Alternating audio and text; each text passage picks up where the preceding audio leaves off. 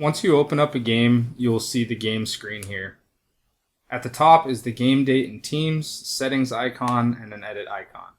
Beneath that, you will see the score, active pitcher and hitter, and a field view showing fielders, hitter, and the hitter on deck. All lineup adjustments and substitutions will happen here. We don't have a separate pregame lineup editing page in the mobile logger. To make a substitution, you simply tap on the name of the hitter or pitcher at the top of the screen. They'll be highlighted in white on the left-hand side.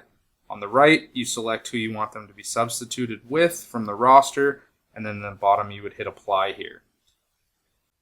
Once we get back to this screen, there's a couple of different things we can do. So the top right, we have the settings gear. You click on that.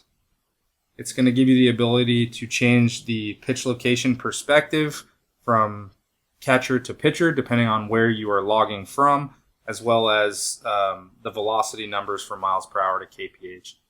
Anything that you do here, these preferences will apply throughout your logging session for this game as well. You can adjust game state by tapping on the scores tab here at the top, and you'll be able to change the inning, the count, as well as the outs if that's something that needs to be done.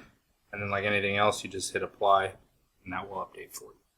The last thing we want to touch on is the edit button that's also in the top right. If you click on this, it'll bring up a running playlist of all of the pitches that you have logged here for this game, where you can go in and make any changes necessary.